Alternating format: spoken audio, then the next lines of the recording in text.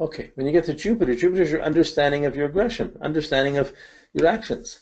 So Jupiter to your sun, it's supposed to be the one, it's the planet of opportunity, of good luck, of good fortune. So Jupiter conjunct the sun is supposed to be one of the luckiest aspects. You just attract opportunity. Your confidence comes up, it gets exaggerated, you're more than abundantly confident. Some people may think that's arrogance. Some people may that, depending on science, may think you're really inflated, but you're up there and confident. Nice to have a kid that has a sun conjunct Jupiter. Wow. But every year, Jupiter's in a different sign. So this past year, it's, you have Jupiter going in Libra. The Libras right now would have kids born now have the sun Jupiter in Libra. Next year, it'll be the kids in Scorpio. The Jupiter will be in Scorpio, and all the Scorpios will have the Jupiter. So you can start to see what generations, or you're planning kids, you can sort of plan to tie into these. But the Jupiter conjunct the sun is good understanding and confidence about one's understanding and the opportunities and where you want to expand to and go in your life. Wants to travel, wants to see more things. And then, of course, it depends on how the Mars can be fighting it or going with it. Like that's Mars stress. But Jupiter is the ability to understand and gain from experience. I got experiences, I understand it, I see the opportunity. I may have lost a job, but now I see this other opportunity. I see something more to do. There's that ability to embellish and see beyond, to keep expanding. So expanding one's actions and one's world includes the expanding of one's confidence and the ability to take on more. So there's a tendency to be very righteous in one's understanding, very strong or confident in one's understanding. A preacher would have it, a teacher could have it. There's a ability to want to show other people what they know or how to do things better. And to take by leading, of course. Okay. So misunderstanding, the stressful aspects will be misunderstandings of one's arrogance. I'm trying to expand too much, to be exaggerating sense of self-importance. That can happen with the conjunction and will to some degree, but it's more accepted. But the squares and oppositions, there's often an exaggeration of my confidence beyond what's real. So stuffed shirt, over pumped up, filled with himself, thinking they can do more, get more, they can get away with everything. So the confidence has challenges of understanding and misunderstanding. That misunderstanding is going to be, or understanding will guide their actions and will determine the quality of the results, which one's going to be satisfied with, and the way one thinks and what kind of lifestyle one has. So you see, I'm just going up and down through the planets as I'm talking to you about this. You can do this too. You make associations, you tune into the planets, you make associations from the words that you know, and from the associations you know. And little by little, as you come to know each planet, you expand how well you know that planet as a being. And then you can see another facet, another insight of it. As soon as you see another insight of one planet, wow, you can see the insight of how that new understanding or that new focus can affect all the other planets or is affected by it. It's a matrix that goes on, and then it fluctuates, it twinkles, it moves, and it's a growing experiential thing. But each one of these things, you want to be able to experience and see them. So if you have the stressful aspects, you've got to, with the sun, your Jupiter, it's hard to understand how your understanding might be wrong, but after you've exaggerated enough things, you either put on weight, or you've invested too much, or there's too much of something. Too much confidence, too much, it would be arrogance. These things begin to affect how people react to you.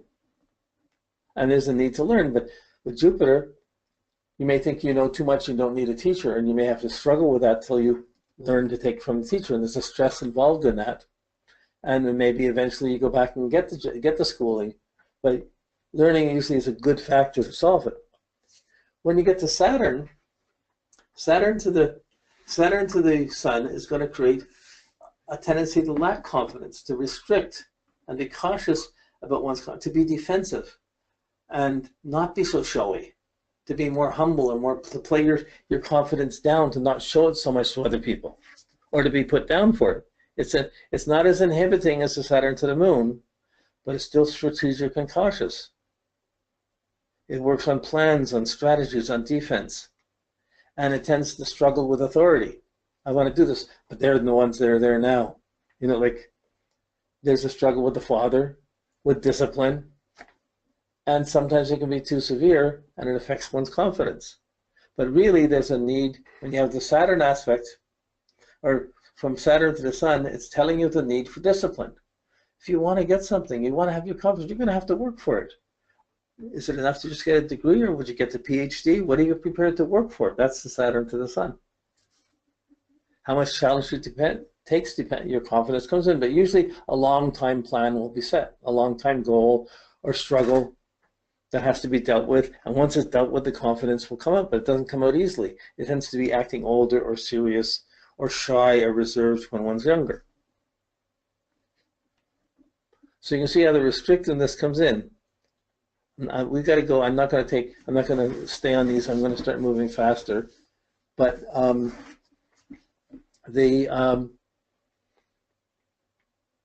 okay, so there's a need to be disciplined, responsible, authoritative, to be the boss, or to be feeling hemmed in by the boss. There's a tendency to work hard, not always feel you're getting enough appreciation for it. There's an inhibition, a lack of confidence, and because of the lack of confidence, one may not choose the most adventurous choices. One might be quite content to take a regular job and just work 9 to 5 and have things taken care of. It adds a conservative element to the person. Okay, so not wrong. That can be very elegant. It's just but that person will have his own structures or her own structures around them and not venture that far out of it. These would be, if you have kids and you're bringing them up, these factors would be the confidence of the person is going to be more defensive and control the family, protect them rather than make them go out and do everything or make sure they're really prepared. Okay. Well, as soon as you get outside of the orbit of Saturn, you're into these extreme outer planets again that disrupt. Excitement, romance and adventure, confrontations, controls, and power struggles. Reality checks for Pluto.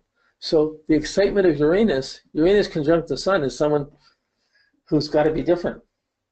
That can be really exciting. I got to be different. It's going to fight against the system. It's going to try and break free. It's going to be the rebel. But it can, whether it's usually it's breaking free and being unstable. To get the genius of it, one would have to really work hard so one's really prepared that when one breaks free, one has the discipline to make the most of it. So disciplined independence is far better than just reckless independence. And so Uranus square the Sun means shocks. There's an instability. It means when you were born, there was a lack of confidence. When you were born, there were shocks going around, and your parents weren't confident with each other or with you. You come in feeling insecure about that, and you become afraid of sudden changes or shocks, or anxious, not afraid, anxious. And yet there's many shocks in your life. That's going to affect a cardinal sign very different than a mutable sign, very different than a fixed sign. What would be shocking? But there's an instability, a tendency to the conjunction. There's a chance for real genius to break through. And any really special genius, that's Uranus. Like any special sudden change that really breaks through, wow, that's exciting. There's Uranus. Something outwardly that you can reach out to that changes the structure. However, there's still, if you're trying to be the showboat, be really exciting, you're not going to fit into a normal job or things, and you can get fired because you're not fitting into doing just by the rules. You're trying to make something different all the time. So there's still an instability in it. If you're going to be independent and you're just on your own, no problem. But if you're going to be that exciting and independent and you're around other people, it's a destabilizing factor. It's not a team effort. So not usually. So the Uranus, the squares and the oppositions really show the insecurity, and the conjunction is a drive to be different. But this worry, sometimes it shows an opposite way. I'm so insecure, I better not do this. I'm going to do anything to be secure. I'm going to get a job. I'm going to get the money. Someone can be really accomplished, but it's based on a neuroses, on a fear of not being, of being unstable, so doing anything to counter that stability, because of not wanting to be that independent. So it can be reversed. It gets complicated. But the excitement, the anxiety, it's a short fuse on confidence. It comes in, it breaks away, comes up, it goes down, and there's the confidence is never 100% with Uranus hitting the Sun. Rarely ever. Okay. To find your goals, and it's not the same as everyone else, it's something different. You have to go through some disenchantments to break free, to hopefully find your own independent goal to go for it, even with or without the support of family. So the strength in that is the ability to go through and do something different, do something on your own, something innovative. Don't want to work for your father. It could be so many ways. Okay, when you take the sun up to Neptune, it creates great dreams and romance about what you're going to do. I want to do this, I want to go here. It's a dreamer. But it causes a lot of sorrow, guilt, and dependencies. It's one of the classic codependency aspects. I can't do this without you. I've done this for you. You need to do this. You should do this. I should have done this. I could have done it. It brings in guilt, sorrows, and confusions and obscures the person's confidence. Makes it hard to be honest with your heart and just naturally confident because you're expecting to be deceived, confused. Nobody's exactly real. I could be let down if I go there. I better not. Or I have to go there. Oh, gee. It's confusing. Many temptations to that heart. Which job, what's going to be confident, who's where. So there's many temptations, and the challenge is to be self-reliant. The more self-reliant is one, the more confident one can be. And then the better you can work the visionary aspect of the visionary nature of the aspect.